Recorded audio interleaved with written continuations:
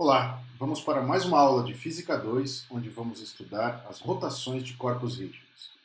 Nessa aula vamos falar sobre novas grandezas, vamos introduzir um novo conceito que não havíamos discutido antes e que será responsável por definir um princípio fundamental da mecânica, um princípio de conservação da mecânica, que permite estabelecer propriedades importantes das rotações.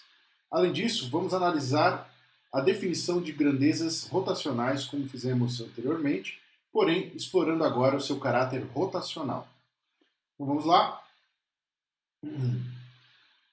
Antes de definir novas quantidades, vamos revisitar então as propriedades vetoriais das grandezas rotacionais que já estudamos.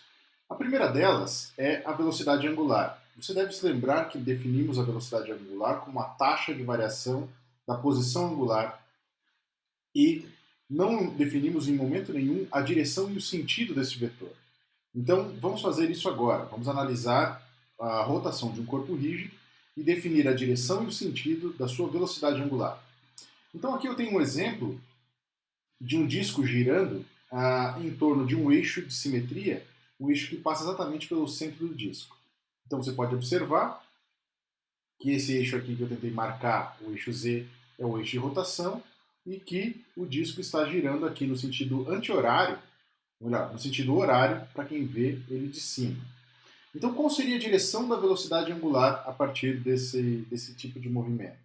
Para fazer isso, você precisa utilizar o que chamamos de regra da mão direita, onde você coloca a sua mão direita na direção, com os dedos na direção da rotação do corpo, e o polegar deve apontar a direção da velocidade angular. Então vejamos, você coloca os dedos na direção da rotação do corpo e o polegar aponta para baixo, logo a direção da velocidade angular desse corpo deve ser para baixo.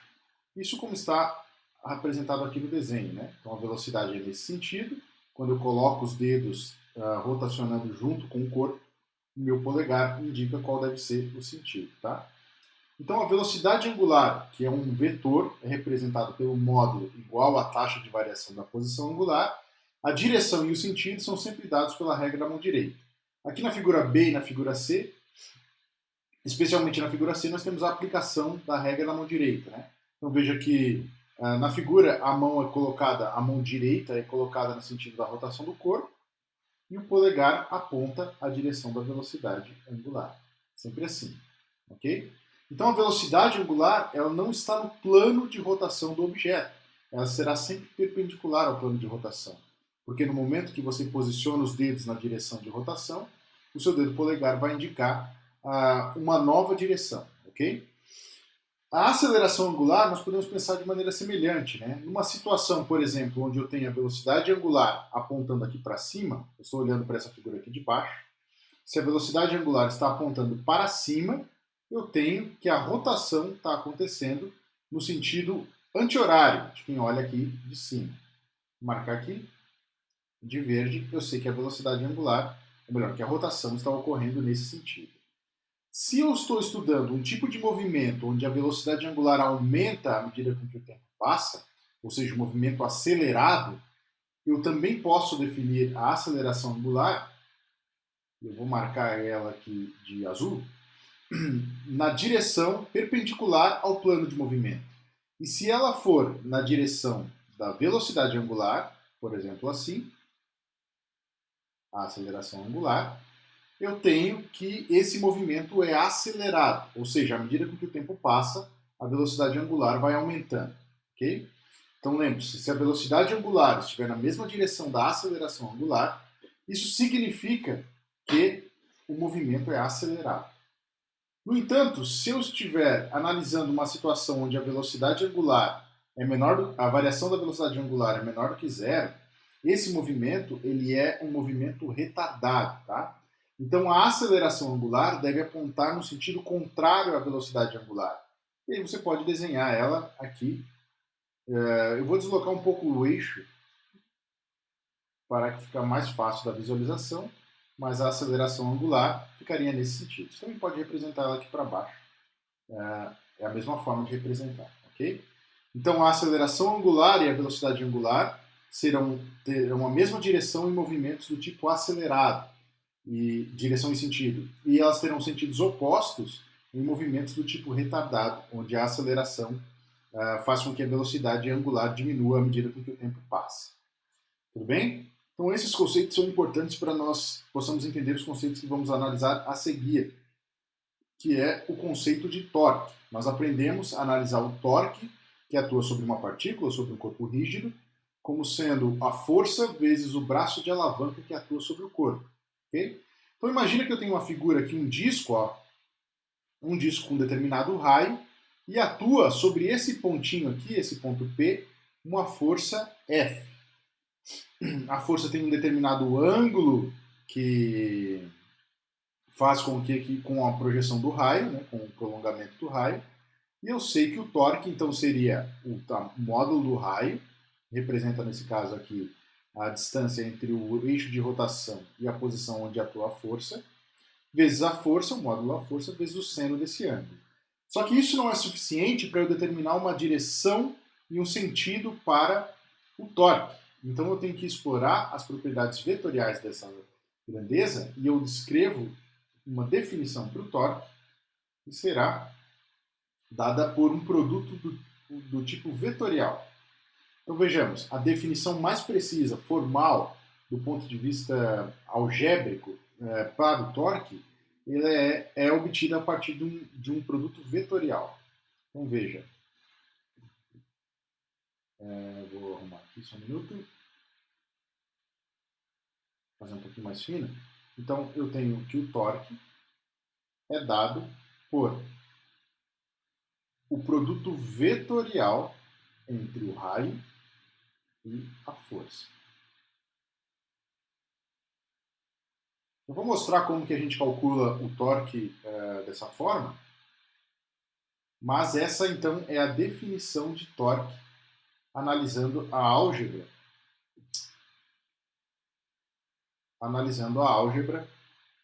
do movimento.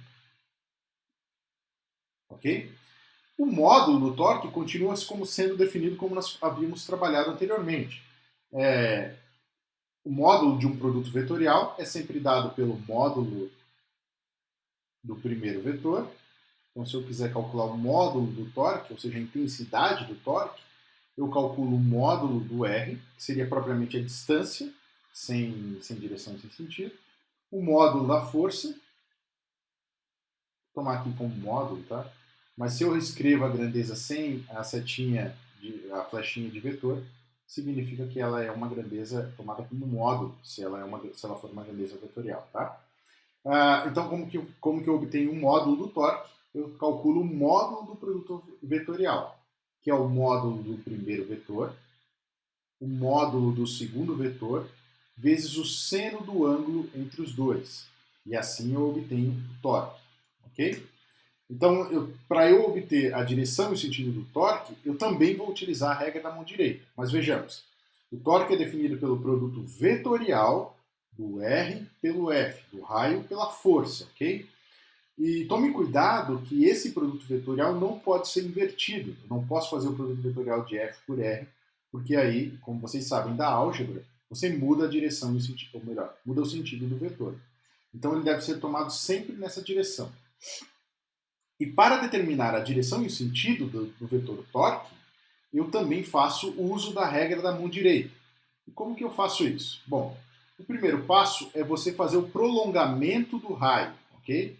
Então você tem aqui o vetor raio marcado em preto, e você faz o prolongamento como está marcado aqui nessa linha pontilhada. Depois você coloca os dedos da sua mão direita sobre esse prolongamento. Não tem como eu mostrar aqui na figura, mas você vai colocar a sua mão com os dedos aqui na direção sobre o prolongamento. E vai girar a mão direita procurando o vetor força. Então coloco os dedos sobre o prolongamento do primeiro vetor, que é o raio, e faço o giro com a mão direita. Quando eu fizer isso, eu vou ver que o polegar vai apontar aqui na direção perpendicular para cima, que é justamente a direção do torque. Então, repetindo, eu coloco os dedos sobre o prolongamento do raio e giro procurando a força, no menor ângulo possível. Giro procurando a força. O polegar vai sempre indicar que o torque aponta nesse sentido, Então o torque, nesse caso, ele é perpendicular ao plano XY, porque o plano XY é justamente o plano onde está desenhado o objeto e onde atua a força e o vetor raio, okay? Onde estão os dois vetores, R e F. Então, o torque, e esse é um resultado, uma propriedade do produto vetorial, ele sempre será dado pelo módulo do primeiro, módulo do segundo, seno do ângulo entre os dois. E ele terá sempre a direção perpendicular tanto ao primeiro vetor quanto ao segundo vetor, ok? Ele é um vetor que está fora do plano onde os dois vetores estão, sempre, tá?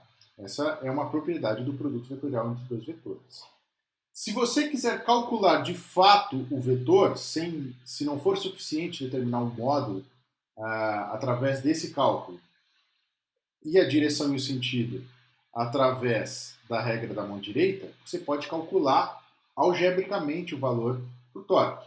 E aí como que você faz? Bom, primeiro você vai precisar representar esse vetor aqui de acordo com suas componentes.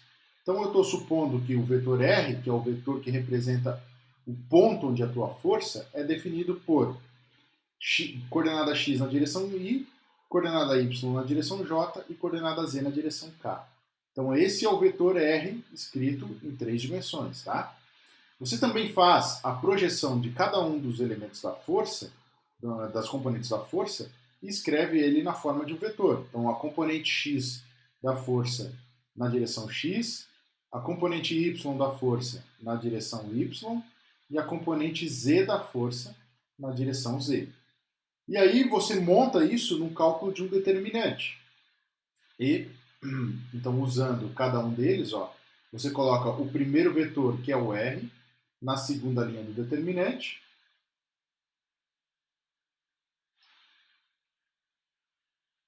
Perdão.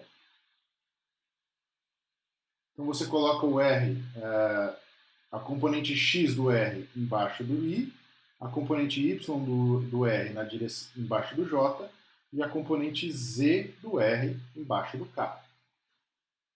Na terceira linha, você coloca as componentes da força. Então será Fx, que é a componente x da força, Fy, deixa eu arrumar esse F aqui,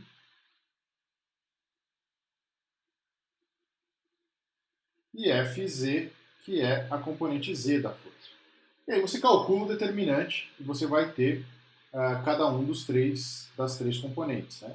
Calculando o determinante, organizando eles em coordenadas x, y e z, você vai ter o vetor torque. Você pode fazer esse cálculo pegando um vetor, dois vetores que estão no plano xy, ou por exemplo, então sem a coordenada z, e você vai ver que obrigatoriamente o vetor torque estará na coordenada z, porque ele tem que ser perpendicular tanto a um vetor que está na direção x quanto a um vetor que está na direção y. Na verdade, a um vetor que está no plano xy. Então o torque sempre será perpendicular aos dois vetores. Você pode fazer esse cálculo e obter então o torque. Tá? Então, recapitulando, você pode calcular o torque algebricamente através do produto vetorial, do determinante que expressa o produto vetorial, e aí você vai ter um vetor, componente x do torque, componente y do torque e componente z do torque. Ou você pode calcular o módulo do torque, calculando o módulo do raio, o módulo da força e o seno do ângulo entre os dois. E a partir daí, você determina o torque, a direção e o sentido do torque pela regra da mão direita. São duas formas, então, equivalentes de calcular o torque. É claro que no caso algébrico, você vai ter mais informações matemáticas. E no caso da regra da mão direita e do cálculo do módulo, você tem só a direção e o sentido e a própria magnitude do valor do torque. Indo adiante,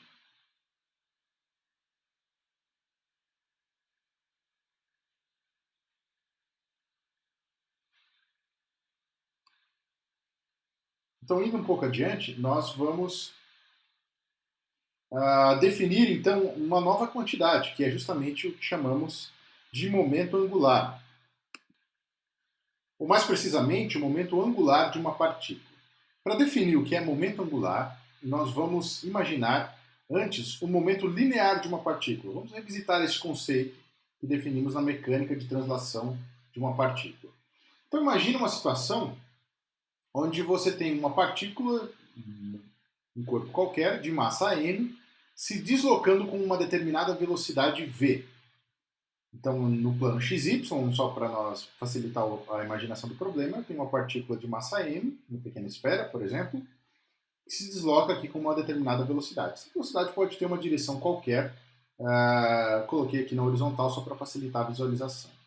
Então eu defino o momento linear dessa partícula, e essa é uma propriedade muito importante na mecânica, como sendo um vetor que é dado pelo produto da massa, uma escalar, pela velocidade, que tem direção. Então, o momento linear é dado pela massa vezes a velocidade. Se eu quiser calcular simplesmente o módulo, né, então eu tenho P igual a m vezes v diretamente. Se eu quiser determinar a direção e o sentido do momento linear, basta olhar para a equação, ó, veja que eu tenho um vetor desse lado e um vetor desse lado aqui. Então, os dois vetores têm que ter a mesma direção, porque a massa é simplesmente um escalar que altera a magnitude, mas não altera a direção e o sentido do vetor momento linear.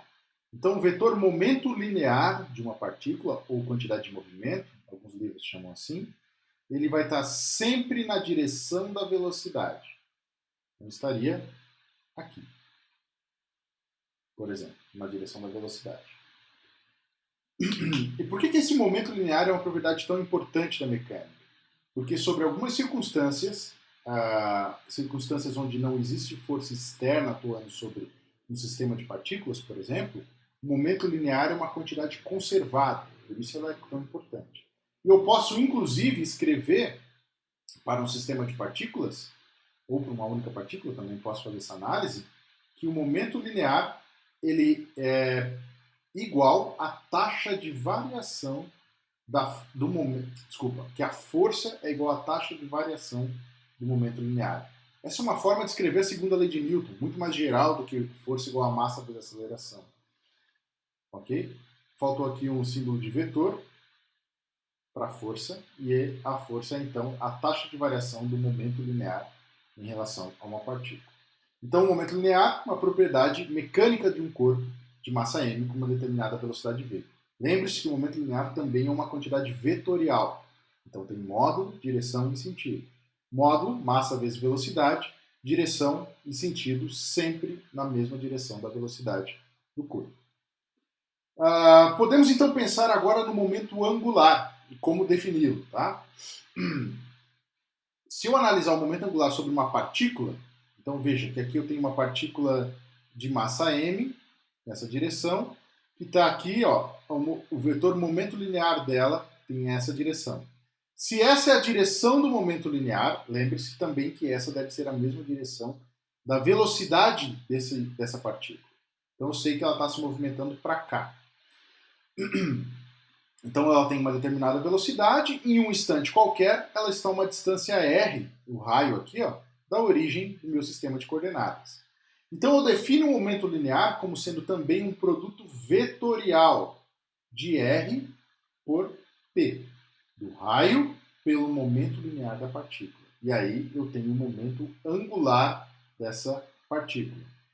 Repare que como a origem do sistema de coordenadas ela é uma definição arbitrária, o momento linear muda de acordo com a definição do meu referencial, ok? E ele vai mudar também se essa partícula estiver se afastando do eixo da origem do sistema de coordenadas. Tá? Então o que eu quero dizer é o seguinte, que o momento linear também, o momento angular também será um vetor e ele é dado por esse produto vetorial aqui. Como o torque que nós definimos anteriormente, o resultado de um produto vetorial ele é dado pelo módulo do primeiro, aqui, módulo do segundo, está aqui, e o seno do ângulo entre os dois. Veja que o ângulo é sempre medido entre o vetor, o segundo vetor, e o prolongamento do primeiro vetor. Então eu prolongo o raio e calculo o ângulo entre os dois. Aí tomo o seno e eu obtenho um módulo do momento angular dessa forma. Se eu quiser colocar o momento angular, calcular o momento angular na forma algébrica, vou fazer aqui no cantinho, eu faço a definição como eu fiz anteriormente. Eu coloco na primeira linha do meu determinante os versores I, J, K. Coloco na segunda linha as componentes do vetor R, que nós usualmente marcamos por x, y e z. E na terceira linha eu coloco as componentes do momento linear, px, py e pz. E assim eu consigo calcular então o momento angular, fazendo esse cálculo desse determinante, e deixando coordenada x com coordenada x, coordenada y com coordenada y e coordenada z com coordenada z. Assim eu calculo o momento angular. Tá? A direção e o sentido eu posso obter também pela regra da mão direita. Como que eu faço? Da mesma forma como que eu imaginei para o torque. Eu calculo, eu faço o desenho do prolongamento do raio, coloco os dedos sobre essa linha vermelha que eu estou representando aqui no gráfico e giro a mão direita no sentido do segundo vetor, que é o momento linear. Então coloco os dedos sobre essa linha vermelha e faço a rotação procurando o segundo. Então se eu fizer a rotação, eu vou ver também que o momento angular deve estar na direção do meu polegar e, portanto, para cima. Aponta para cá, no eixo Z. Então, se o R estiver no plano XY, P estiver no plano XY, obrigatoriamente o momento angular estará no plano, no eixo Z. E terá somente componente Z. Esse é um cálculo que você pode fazer também. Pega dois vetores no plano XY, para R e para P, você vai obter um vetor do eixo Z. Bom, então definimos o momento angular. Ela é uma propriedade mecânica do corpo, está relacionada à sua quantidade de movimento. E para uma partícula qualquer, então será definido assim. Ela é o R vetorial, produto vetorial com P. E por que essa propriedade é tão importante? Bom, porque, novamente, assim como a derivada do momento linear está relacionada com a força, a derivada do momento angular também está relacionada com outras propriedades mecânicas. E, como veremos, ela está relacionada com o torque. Ok? Então, se eu tomar a derivada em relação ao tempo dos dois lados dessa equação aqui, são equações vetoriais e eu tenho que tomar quando eu tomar a derivada em relação ao tempo, devo observar que essa derivada deve atuar na componente x, na componente y e na componente z desse vetor. Então, o que eu estou querendo dizer é o seguinte: se eu derivar o momento angular em relação ao tempo, eu derivo o lado esquerdo e também derivo o lado direito. O produto vetorial ele é uma multiplicação, ok? E tanto R quanto P são variáveis que podem depender do tempo, tá? Então eu preciso aplicar a regra da cadeia aqui para fazer a multiplicação dessa função. Eu calculo a derivada do primeiro, derivada de R em relação ao tempo, faço o produto vetorial do resultado dessa derivada com o segundo vetor, que é P. Mais o primeiro vetor, que é R, produto vetorial com dp dt. Então, eu derivei o primeiro vetor, a primeira função, pode ser função do tempo, né? E fiz uma multiplicação pela segunda. Mantive o primeiro e multipliquei pela segunda, tá? Então, vamos fazer agora aqui uma análise do que nós temos. Temos dl dt, que é a taxa de variação do momento angular. Se eu analisar o que eu tenho aqui no primeiro termo, isso aqui é dr dt, é a taxa de variação da posição em relação ao tempo. Então, ela é o próprio vetor velocidade.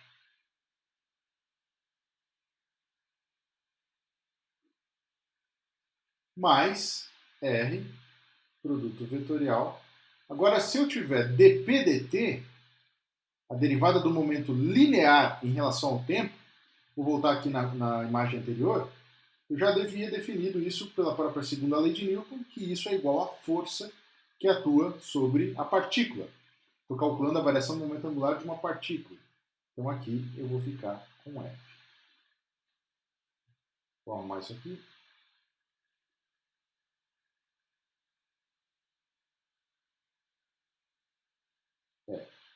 Não se esqueçam que todas essas quantidades são vetores.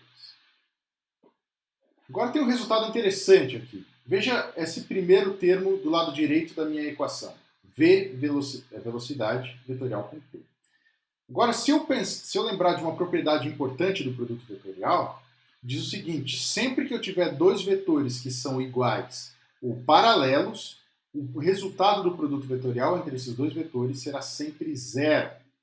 Veja, posso mostrar isso aqui pelo cálculo do módulo. Ó. Como que eu calculo o módulo de um vetor do produto vetorial de R por P? Módulo de R, módulo de P, seno do ângulo entre os dois. Agora, se R e P forem paralelos, veja que esse ângulo será zero. E o seno de zero é zero. Então, é um vetor de módulo zero, ou seja, o próprio vetor nulo.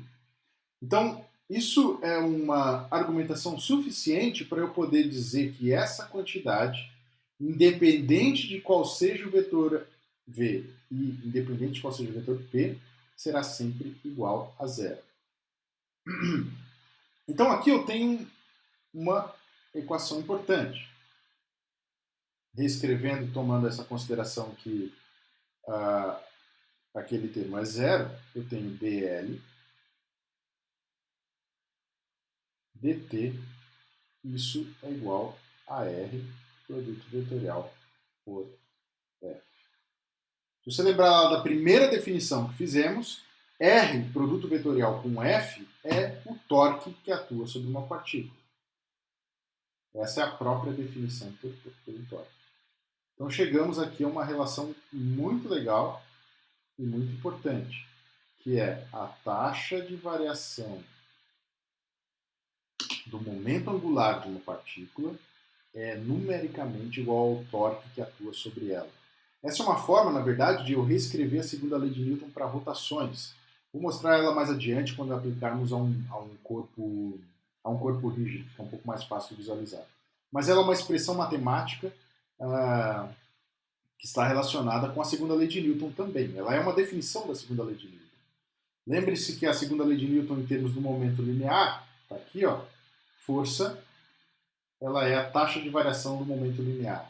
Para o caso angular, para o caso rotacional, a taxa de variação do momento angular será igual ao torque.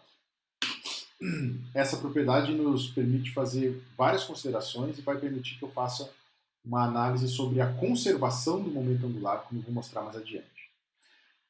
Antes disso, eu preciso então pensar e imaginar como é que eu calculo o momento angular de um sistema de partículas, ou de um corpo rígido, propriamente dito. Tá? Então, o que eu preciso fazer? Eu sei calcular o momento angular de uma partícula, eu acabei de fazer esse cálculo. Né? Eu imagino uma partícula que esteja nessa posição e eu faço um módulo de R, um módulo do momento linear, que é m vezes v, vezes o seno do ângulo entre os dois. Então, repetindo, o módulo do primeiro vetor, que é o R, módulo do segundo vetor, que seria massa vezes velocidade, que é o momento linear de uma partícula, vezes o seno do ângulo entre os dois. Eu não coloquei aqui, mas o ângulo para um corpo rígido, né? Um corpo rígido, essa partícula vai fazer essa trajetória circular aqui, ó, marcada nessa linha pontilhada. Então, em qualquer posição que eu analise a velocidade dessa partícula, ela vai ser sempre perpendicular ao raio. Então, vai ser sempre seno de 90 graus. De forma que o módulo do momento angular de uma partícula que faz parte de um corpo rígido, ela é sempre representada por R, que é a distância entre o eixo de rotação e a partícula que eu estou analisando, a massa dessa partícula e V. Então, esse é um pedacinho do corpo rígido que eu calculei o momento angular desse corpo. Tá? Agora, se eu quiser calcular o momento angular total, eu preciso simplesmente fazer o somatório do momento angular de todas as partículas que compõem esse corpo. Então seria R, MI, VI. Se eu somar, então, imaginar que eu tenho uma partícula nessa posição, depois tem uma partícula nessa, depois tem uma partícula nessa, todas elas com massa MI, RI e VI, Se eu somar sobre todos os i's, eu tenho não mais o momento angular de uma única partícula isolada, mas eu tenho o momento angular de todo o corpo rígido, tá? E se eu quiser ir adiante, eu posso reescrever agora uma propriedade legal aqui, você vai ver. Então eu tenho momento angular. E nesse caso, quando eu multiplicar R vezes a velocidade, RI, VI. Por que eu coloquei o índice I, tá? Esse índice I, porque tanto a velocidade quanto o R podem mudar, né? Se eu pego uma posição mais afastada, eu vou ter uma velocidade diferente e eu vou ter um R diferente. Mas se eu multiplicar RI por VI, ou melhor, se eu utilizar a propriedade, a definição de velocidade angular, eu fico com a seguinte consideração. Veja, R, I, M, I. E em vez da velocidade angular, linear do corpo, eu vou escrever essa velocidade em termos da velocidade angular ômega, que é simplesmente ômega vezes RI. Agora eu não coloco o ômega I, porque a velocidade angular, como você deve lembrar, ela é a mesma para todas as partes do corpo que estão girando, tá? Então, nesse caso, eu tenho um momento angular. Só arrumando essa equação, vou ficar com o somatório de MI, RI elevado ao quadrado. Acaba aqui meu somatório, porque o ômega não tem índice, eu posso colocar ele para fora, está multiplicando tudo, vezes a velocidade angular. Deixa eu arrumar aqui que eu acabei riscando. Fazer esse ômega um pouquinho mais caprichado, para você observar uma coisa. Então tá, temos o seguinte. O momento angular de um corpo rígido será o somatório do momento de inércia de cada um dos corpos que compõem esse corpo. Porque MI, RI elevado ao quadrado, ele é simplesmente o momento de inércia de uma partícula que se desloca, tem um eixo a uma distância de um eixo de rotação. Se eu somo sobre tudo, ou se eu faço a integral nesse caso, eu tenho que o momento angular dessa partícula, melhor, desse corpo rígido, será simplesmente a inércia rotacional vezes o momento angular. Essa propriedade, essa definição também é importante e ela traz para a gente a definição mais precisa do momento angular de um corpo rígido. Eu estou calculando só o módulo do vetor, eu já vou mostrar aqui como é que eu determino a direção e o sentido também, tá? Tem algumas observações que eu preciso fazer aqui. Então, esse I ele surgiu com uma inércia do corpo, né, a inércia rotacional, e V vai ser a velocidade angular desse corpo. Então, isso é o momento de inércia do corpo vezes a sua velocidade angular. A inércia vezes a velocidade angular.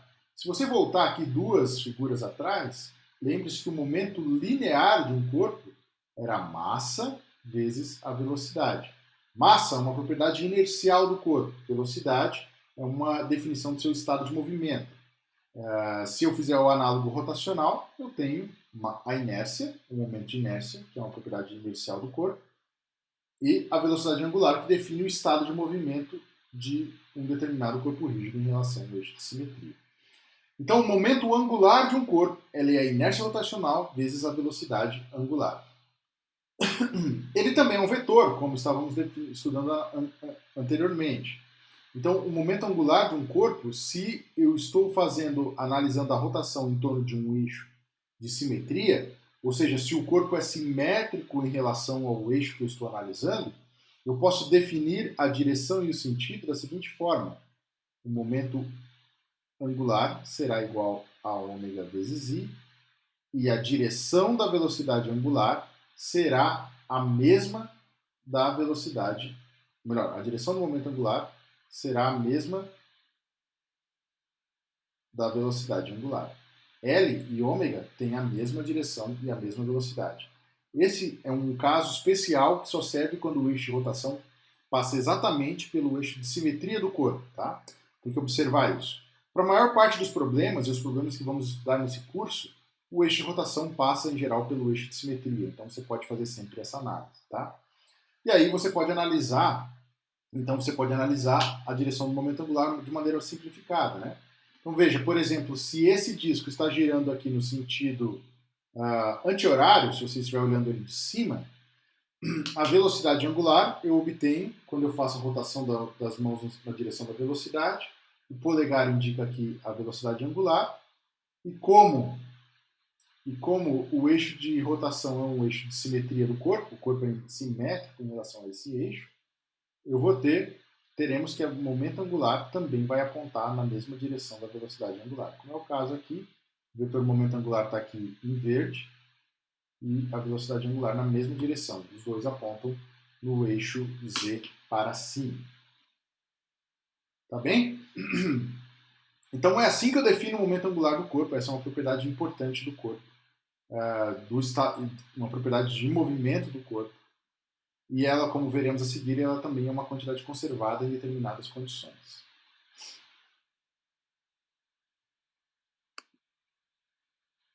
Indo adiante, nós podemos discutir, então, como escrevemos a segunda lei de Newton para esse corpo.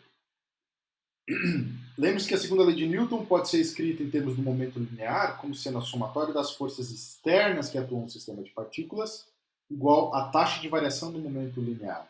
Se eu analiso um sistema de partículas ou um corpo rígido, como é o caso, eu tenho um resultado bem interessante. O somatório dos torques produzidos por forças externas ao corpo, o somatório de torques externos, é igual à taxa de variação do momento angular. Isso significa que a atuação de um torque sobre um determinado objeto, um corpo rígido ou um sistema de partículas, faz necessariamente variar o seu momento angular desse sistema. Então, a atuação de um torque faz variar o momento angular de um determinado sistema de partículas. Se eu tiver um corpo rígido, a inércia desse corpo não pode variar, porque as dimensões, a massa e o formato de um corpo rígido não pode ser alterado no seu estado de movimento. Então, no limite que ele permanece, o que chamamos de limite plástico, não há variações da inércia do corpo. E como o L, se for um eixo de simetria, como é o nosso caso aqui, ele é definido por I ômega, quando eu tomar a derivada em relação ao tempo de uma constante, eu posso colocar para o lado de fora.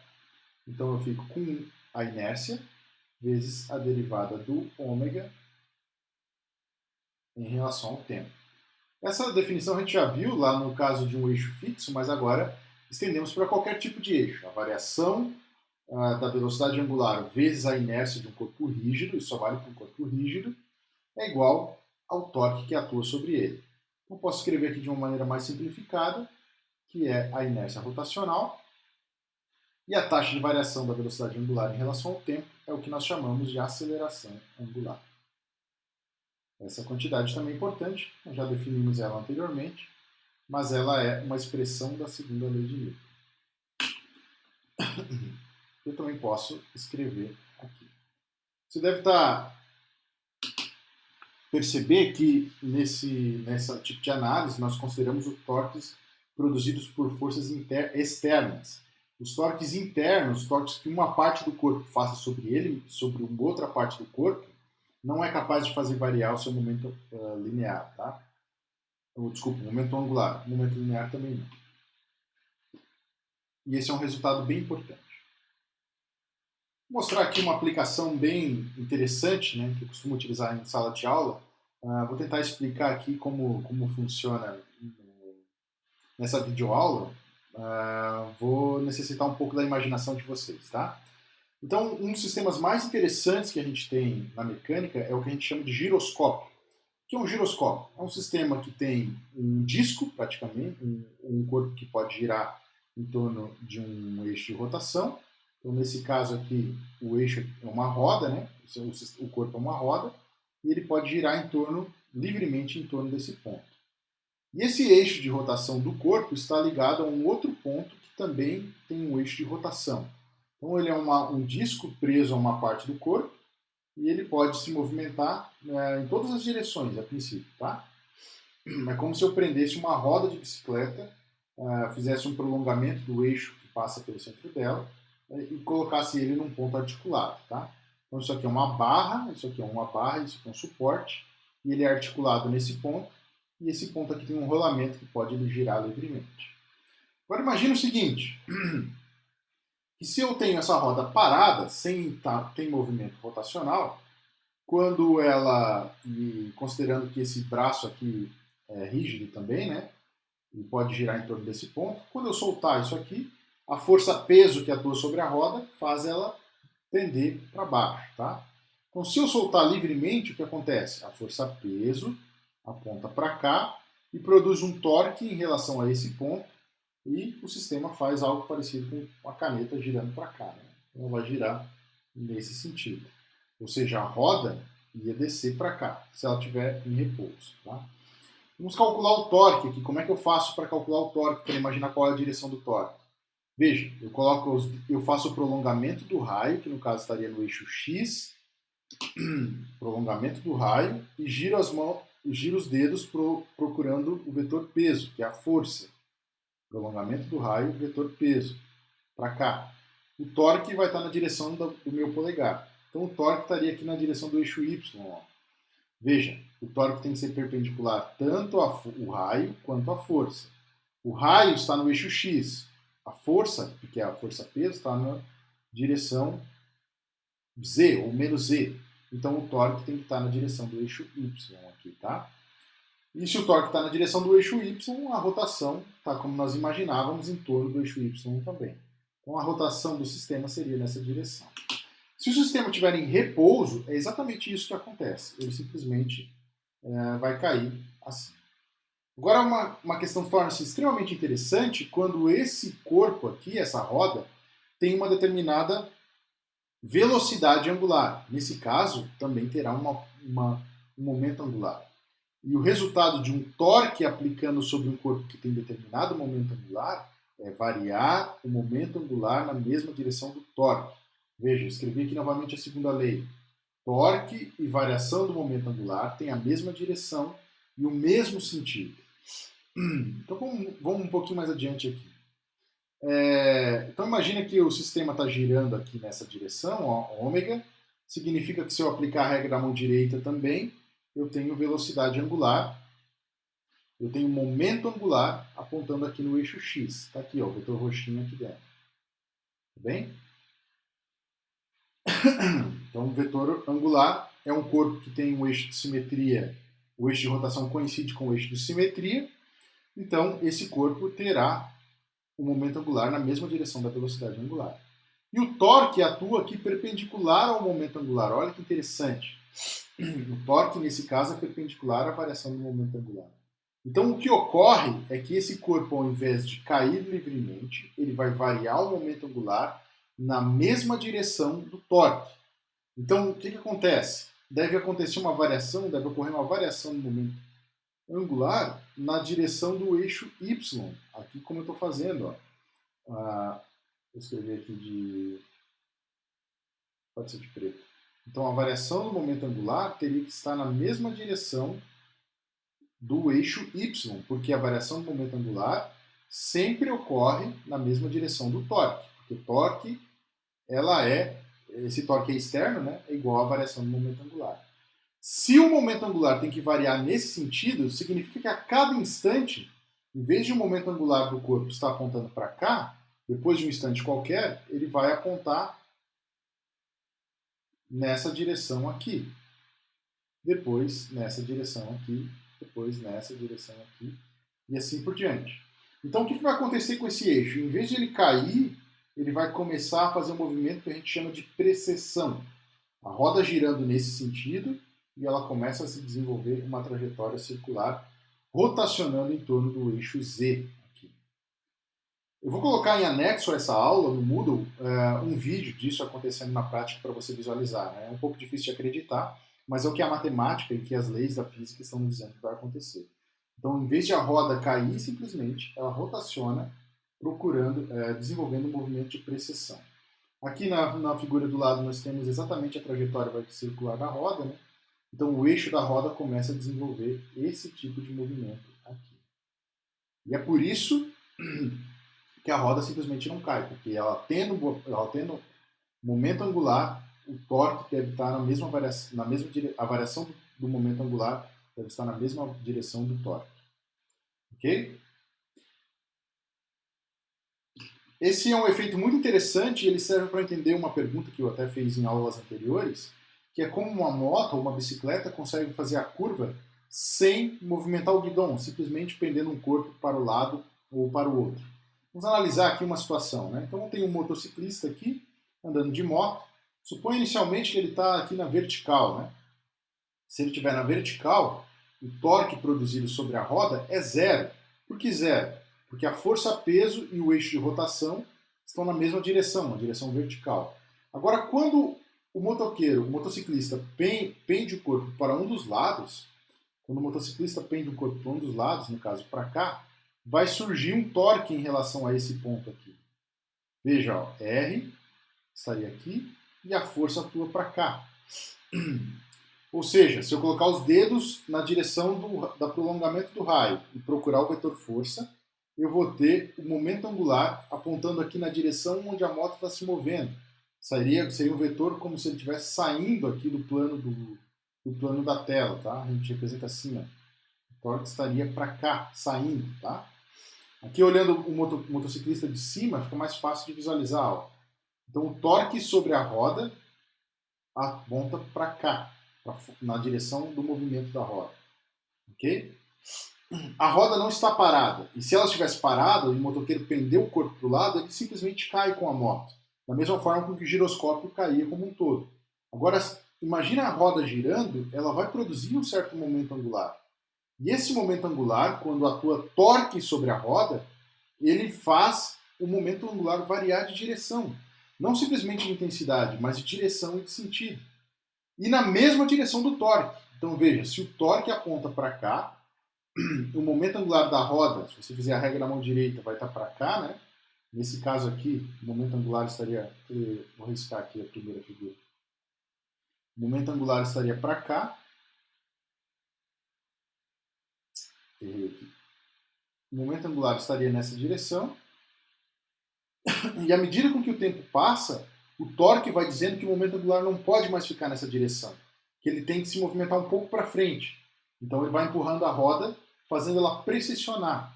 E aí acontece um movimento de precessão, como lá no caso do giroscópio. E o motoqueiro consegue fazer a curva dessa forma, simplesmente pendendo o corpo da moto. E é por isso, então, que a moto faz a curva, ou a bicicleta, simplesmente quando o ciclista ou o motociclista pende um corpo para o lado ou para o outro. Se ele inverte a direção do torque, a direção do que ele pende o corpo, ele inverte a direção do torque. E aí, o momento angular, ele acontece a variação no outro sentido, né? Ele vai ocorrer, a precessão vai ocorrer no outro sentido.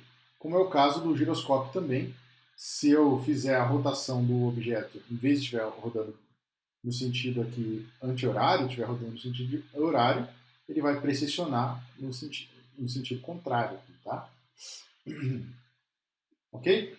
Tente imaginar essa situação e tentar visualizar os vetores para ver se você consegue enxergar tudo isso que eu falei, o efeito giroscópio, que é um caso bem, bem importante.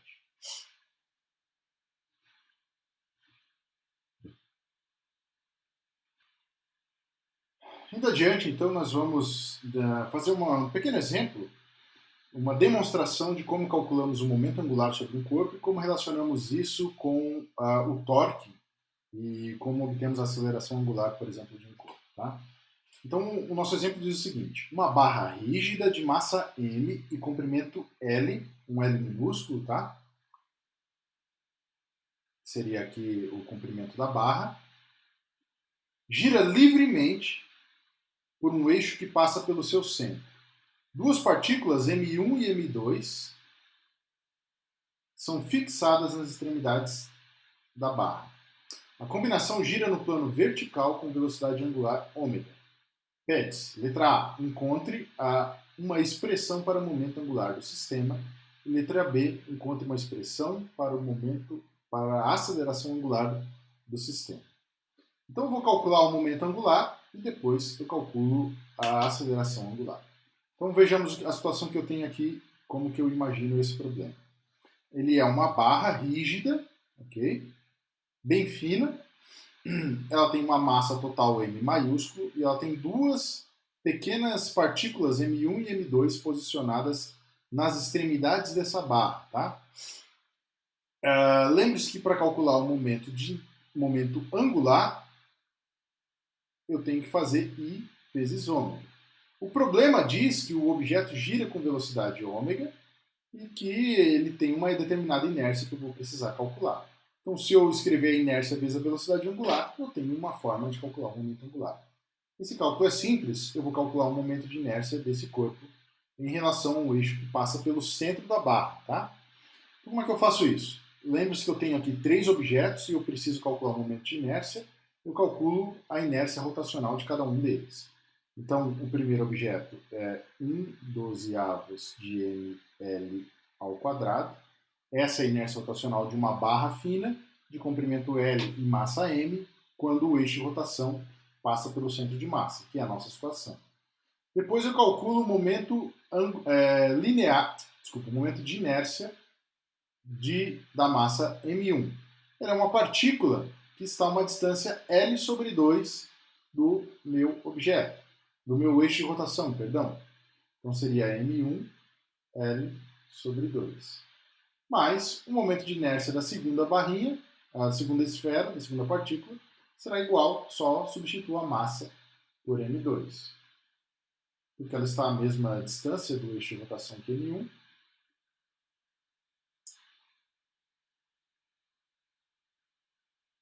Não se esqueça aqui, eu cometi um pequeno erro de lembrar que esse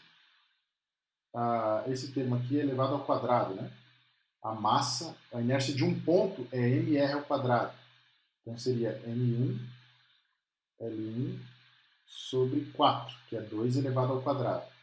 Vou apagar aqui também e vou colocar um 4. Para ficar um pouco mais fácil de trabalhar com a expressão, eu escrevo que é a inércia rotacional, coloco L ao quadrado e 4 em evidência, né? Então eu teria L ao quadrado sobre 4 e massa da barra sobre 3, para dar 1/12, mais M1 mais M2. Então essa é a inércia rotacional desse corpo. Qualquer que seja a massa, você pode calcular. Se for dado números, você pode fazer a substituição. Agora, para calcular o momento angular, basta eu multiplicar a inércia rotacional, ou o momento de inércia, que é o que calculamos agora, pela velocidade angular. Então, fica legal se eu fizer isso aqui. Vou deixar as massas na frente. M sobre 3 mais M1 mais M2 vezes L ao quadrado sobre 4, agora vezes ômega. Esse é o momento angular da partícula. Melhor, do sistema, né? Não é uma partícula, do sistema. Então esse é o momento angular do meu sistema. Bem simples, né? Então, para calcular o momento angular de um determinado corpo, eu preciso conhecer a inércia rotacional e a velocidade angular com que ele está desenvolvendo o movimento rotacional. Indo adiante, eu posso determinar uma expressão para a aceleração angular do sistema. Agora eu posso fazer de várias formas, né? Posso usar diretamente a segunda lei, posso usar a segunda lei ou posso fazer a derivada do momento. Então, o que eu vou fazer aqui, tá? Então, eu vou pegar aquela expressão do momento angular e vou calcular a derivada disso. E no final vou usar a segunda lei, tá? Então, vou escrever aqui.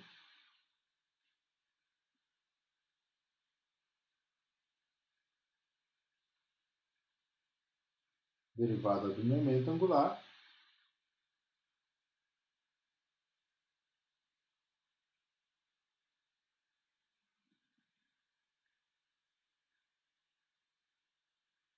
Será dl dt. Por que eu vou derivar isso? Porque é um corpo rígido o sistema que eu tenho. E quando eu derivar o momento angular, vai aparecer a própria aceleração angular. Né? O momento angular de qualquer corpo é I vezes ômega. Se é um corpo rígido, quando eu tomar a derivada do I, eu tenho uma constante, né? Então eu posso jogar para o lado de fora e fico com I vezes d ômega dt, que é igual a I vezes alfa. Então, dl dt será o momento de inércia vezes a aceleração angular. Então, eu volto lá e copio esse valor de momento de inércia que eu tenho aqui e multiplico pela aceleração angular. Então, seria, vamos ver se eu lembro aqui, m sobre 3 mais m1 mais m2 vezes L ao quadrado sobre 4 vezes a aceleração angular.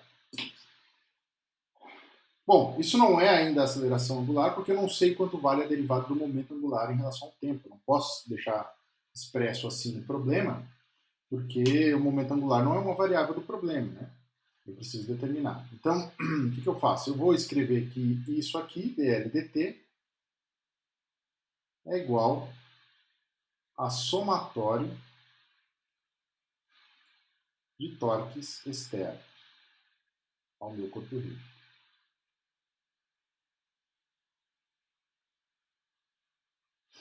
Agora eu olho para a minha figura e vejo quanto é o cálculo, quanto é o torque, tá? Ele já está dizendo aqui, ó, que a rotação ela está ocorrendo aqui no sentido horário, né? Se eu aplicar a regra da mão direita, eu vou observar que o torque está apontando, entrando no plano da tela. O momento angular também, desculpa, o momento angular está apontando nessa direção. Então eu posso calcular o torque dessa forma. E eu tenho duas forças produzindo torque, né? Que é o peso da partícula 1 e o peso da partícula 2. O peso da barra não produz torque porque ele está justamente atuando sobre o centro de massa da barra, que está no eixo de rotação. Então não há torque produzido pelo peso da barra. São só essas duas forças.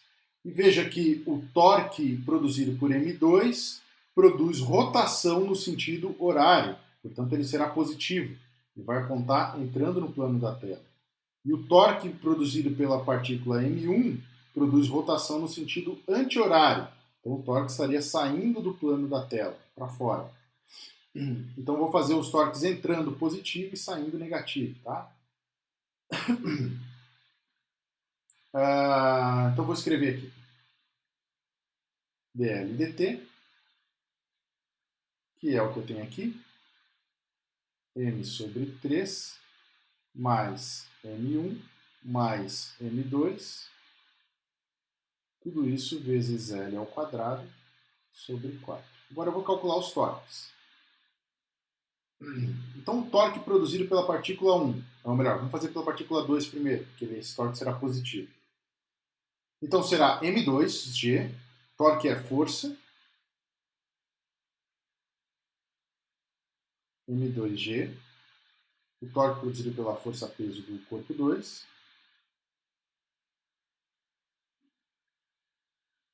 vezes a distância que a força está até o eixo de rotação. A força atua aqui sobre a partícula M2, e ela está a uma distância L sobre 2 do eixo de rotação.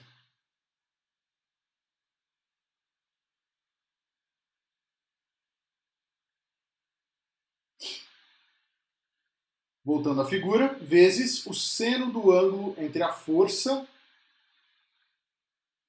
e o raio, né?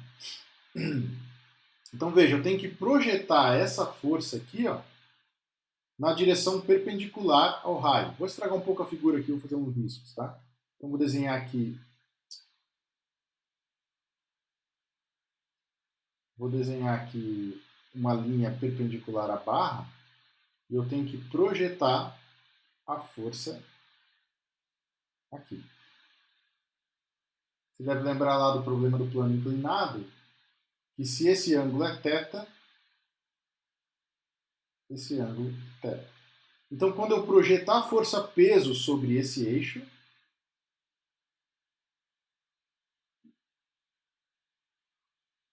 quando eu projetar a força-peso sobre esse eixo, eu tenho que multiplicar não pelo seno, mas pelo cosseno. Então será m2g vezes cosseno de θ.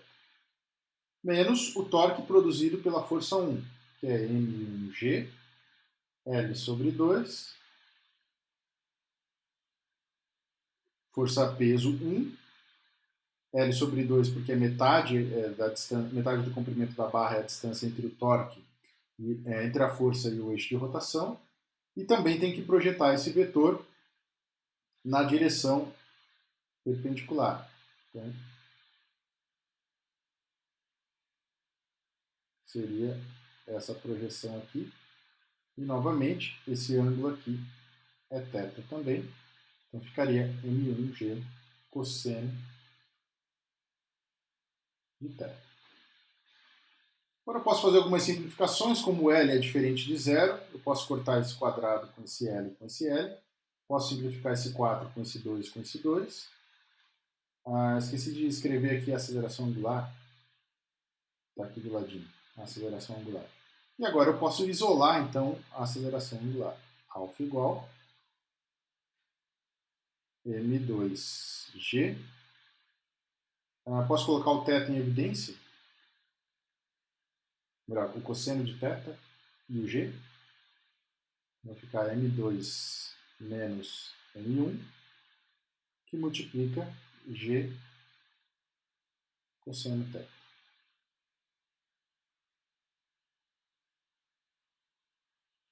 Dividido por L sobre 2, então posso jogar o 2 aqui para cima, vou colocar aqui, L vezes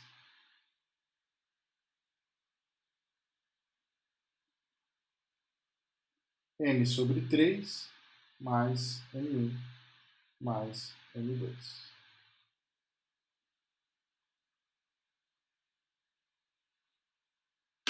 Essa, então, é a aceleração angular do corpo. Tá? Vamos fazer uma análise dimensional aqui rápida, só para checar se está certo. Né? Cosseno não tem dimensão, 2 também não. A aceleração angular, então, vai ter dimensão de g, que é uma aceleração, dividido por uma distância. Né? Então, lembrem que alfa é igual a igual a alfa r, ou alfa é igual a sobre r.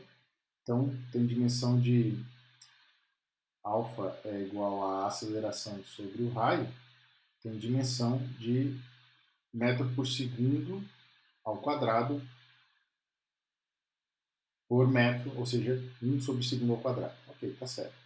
As massas acabam se cancelando, né? A dimensão das massas. A dimensão, não as massas. E aí a análise dimensional está correta. Beleza.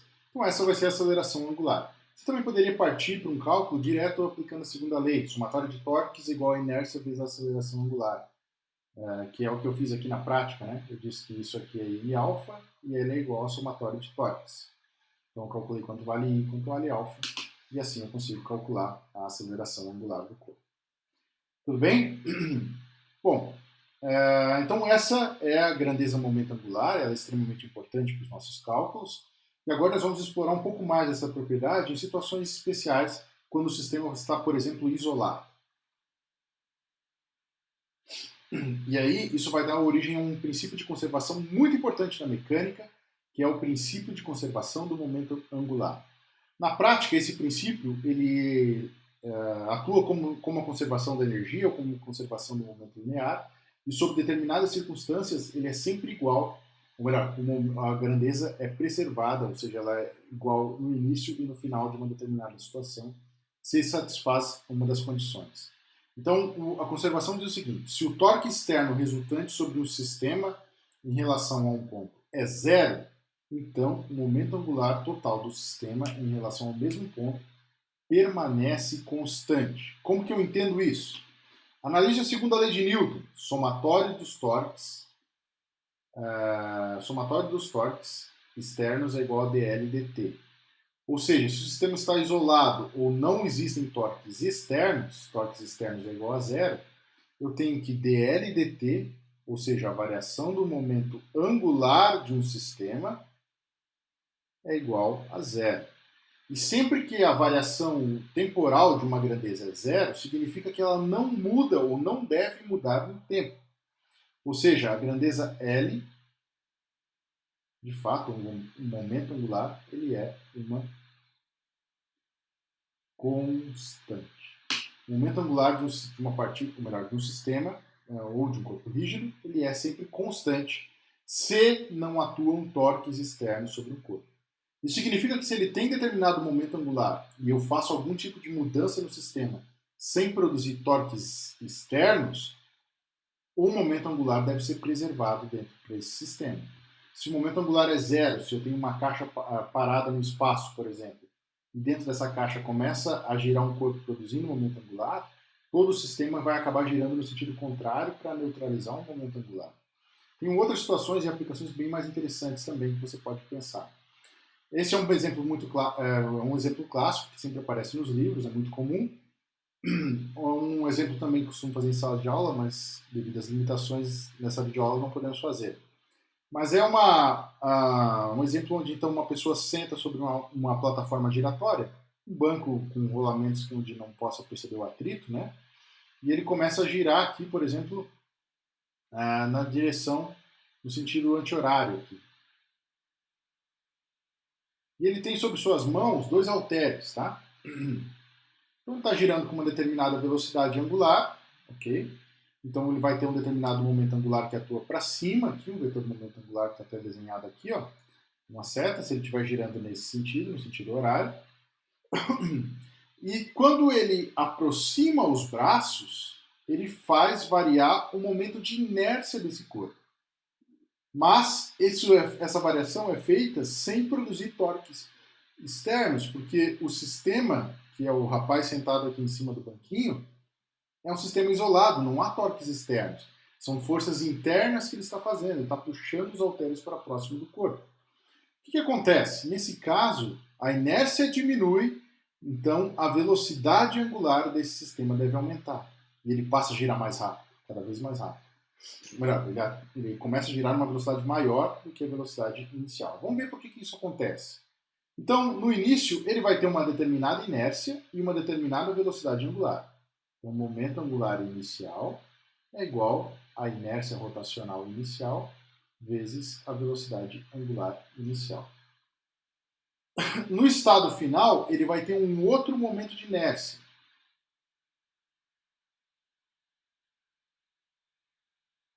O momento de inércia final é igual à velocidade angular final vezes a inércia final. Veja que a inércia da situação final é menor. Por que é menor? Porque quando eu trago os halteres para próximo do corpo, eu diminuo a distância que eles estão em relação ao eixo de rotação. E diminuindo essa distância, eu diminuo o momento de inércia. Né? Lembra que o momento de inércia é mr ao quadrado. Se eu estou diminuindo o r, eu estou diminuindo o i dos halteres, ok? Então, eu diminuo o momento de inércia do corpo, mas eu não posso alterar o momento angular dele, porque eu não estou fazendo isso por torques externos, eu estou fazendo isso por torques internos, forças internas atuando sobre o corpo. Então, o que diz a conservação?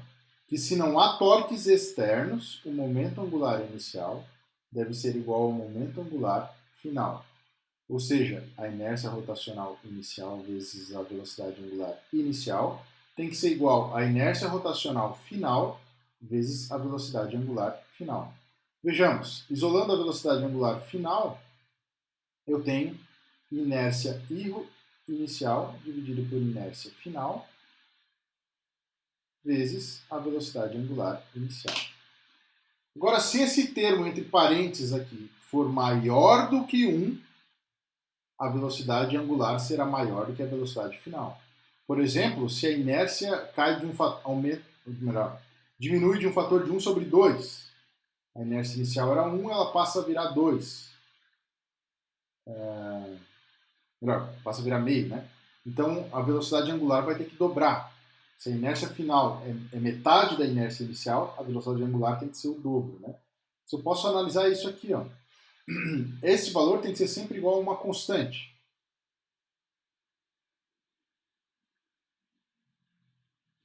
Então, se eu tenho uma situação onde eu tenho uma inércia inicial e uma velocidade angular inicial, se eu estou numa situação onde a inércia diminui, a velocidade angular precisa aumentar. Se a inércia cai, a velocidade angular tem que aumentar, porque o produto das duas quantidades, das duas grandezas, deve ser sempre o mesmo, para que a velocidade angular tenha sempre o mesmo valor. É dessa forma, por exemplo, que uma patinadora do gelo, né, ela consegue girar em velocidades incríveis, velocidades muito altas. Né? Então, como que ela faz? Ela começa girando o corpo com uma determinada velocidade, e se você observar, vou tentar deixar um vídeo na descrição também, o que acontece é quando ela junta o braço e a perna para próximo do tronco, ela diminui bastante o momento de inércia do corpo dela.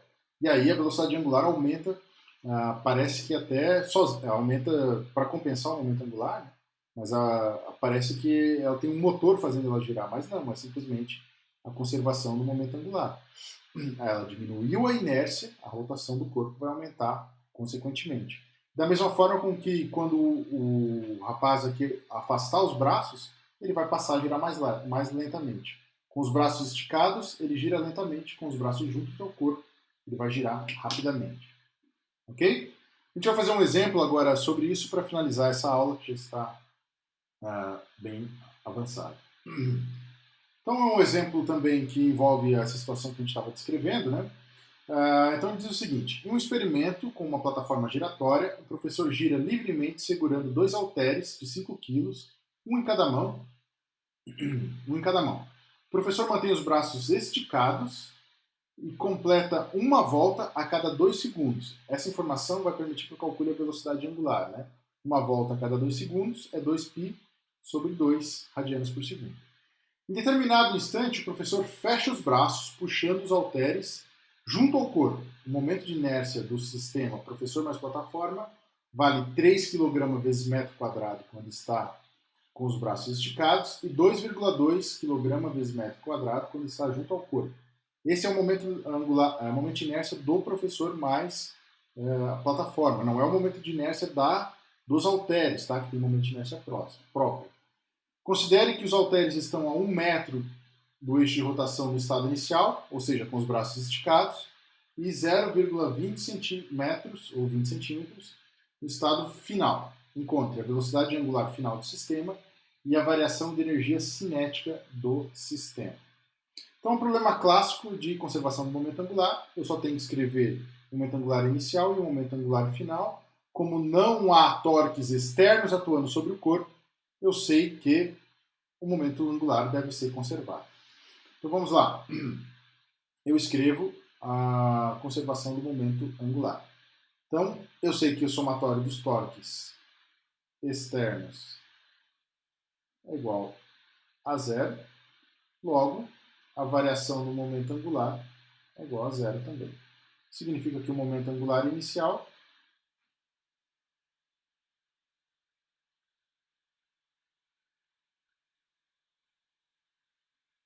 será igual ao momento angular final. E aí eu calculo, né? Então vamos lá. O momento angular inicial vai ser a inércia total do meu sistema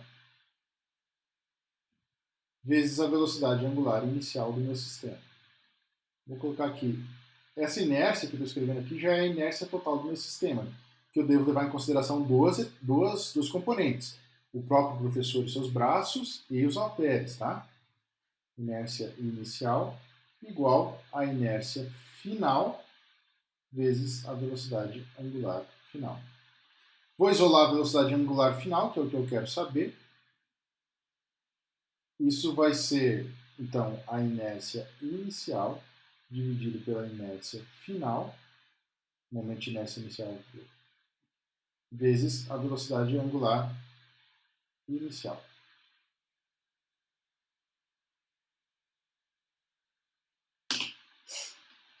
Ok? Então vamos fazer esses cálculos substituindo os valores e a gente já vê quanto isso vai dar.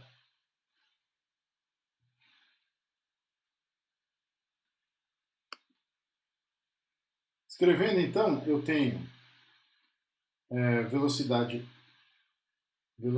angular final é igual. Agora eu tenho que calcular a inércia inicial. Então a inércia inicial vale a inércia do professor, vale 3, mais plataforma, né? Mais a inércia dos halteres. Então eu considero halteres como ponto, tá? Então vai ser m vezes r elevado ao quadrado. Então, como são dois halteres, eu multiplico isso por 2, vezes a massa de um halter, que é 5, vezes o raio elevado ao quadrado. Essa é a inércia no início, tá? Se é a inércia no início, então isso vale 1. Inércia no final, ele fala que a inércia cai para 2,2, porque agora os braços estão mais juntos ao corpo, mas eu ainda tenho que considerar a inércia de cada halter. Então, mais 2 vezes 5 vezes 0,2.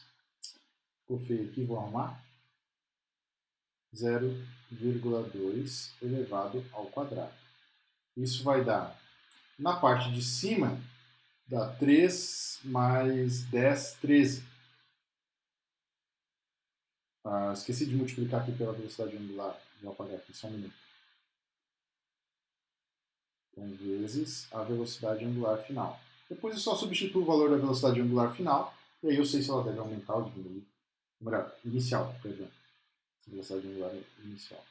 Esses são só os momentos de inércia, tá? Então esse de cima aqui vai ser o momento de inércia inicial. Ômega final vai ser esse valor aqui. Acabei substituindo por números já no meio dos cálculos, não é recomendável que faça isso, tá? Faça com variáveis até mais longe que conseguir. Então esse valor vai dar 13 e esse valor aqui vai dar 2,6 vezes a velocidade inicial. Ou seja, então, ó, 13 é o momento de inércia inicial, 2,6 é o momento de inércia final. 13 por 2,6, isso dá 5.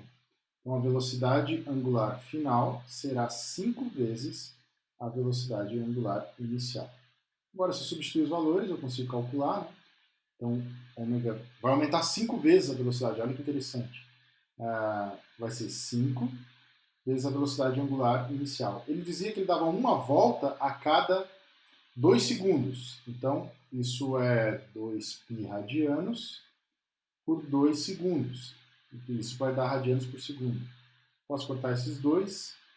Isso vai dar 5π rad por segundo. Se você quiser saber o valor numérico, eu deixaria assim, 5π radianos por segundo, você pode expressar assim. Isso vai dar, vou fazer aqui na calculadora rapidinho, 5π, 15,7 rad por segundo. Então, o simples fato do professor aproximar os braços e trazendo a massa para próximo do seu corpo reduz bastante o seu momento de inércia. Ele cai 5 vezes, na verdade, né? Cai de 13 para 2,6. Então ele reduz 5 vezes o seu momento de inércia. O que acontece? O sistema automaticamente aumenta a velocidade angular com que ele está girando, para compensar essa diminuição do momento de inércia. Okay? Então a velocidade passa de π radianos por segundo para 5π radianos por segundo. Para justamente preservar a conservação do momento angular. Então agora eu posso fazer a letra B. O que será que acontece com a energia cinética, né? Ele tinha uma determinada quantidade de energia, agora ele diminuiu a sua inércia, mas aumentou a sua velocidade angular. Será que a energia aumenta ou diminui? Antes de fazer esse cálculo, tente pensar e veja se os cálculos confirmam a sua expectativa.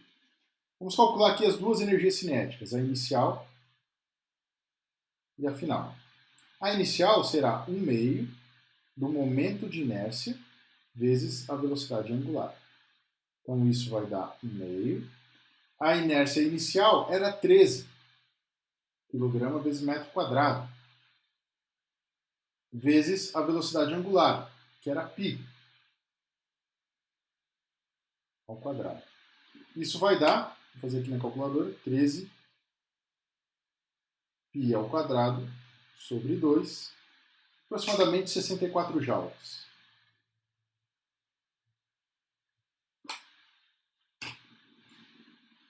A energia cinética final do meu sistema, agora vem a expectativa. Deve ser maior, deve ser igual ou deve ser menor do que a energia cinética inicial? Pense que a energia cinética depende de dois fatores, da velocidade angular e da inércia rotacional. A inércia diminuiu, a velocidade aumentou. Quem será que vai ganhar esse jogo? Vamos ver. Meio de a inércia, 2,6 no estado final, vezes a velocidade angular final, que era 5π ou 15,7. Você pode usar 15,7 também, né? Π eu estou usando 3,14. Isso vai dar 2,6 vezes 5π elevado ao quadrado, dividido por 2, aproximadamente 320 radianos por segundo. Ora, a energia cinética aumentou.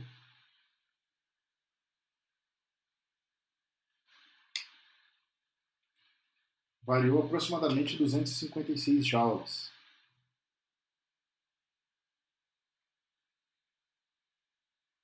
Essa é a variação da energia cinética do professor. A gente aprende lá, quando estuda conservação da energia, que a energia de um corpo não pode aumentar nem diminuir sem que essa energia tenha vindo de algum lugar. Pode ser conversão de energia potencial, pode ser algum outro tipo de energia. Agora, o sistema está claramente aumentando a sua quantidade de energia cinética. Quero que você tente responder quem é que está pagando essa conta, quem é que está realizando o trabalho na mesma proporção dos 256 joules para que o professor agora gire a uma determinada velocidade de 15,7 radianos por segundo. Quem forneceu essa energia para que ele passe a girar dessa forma? Ok? Para a gente responder essa questão, nós nos vemos em breve para uma próxima aula. Até mais!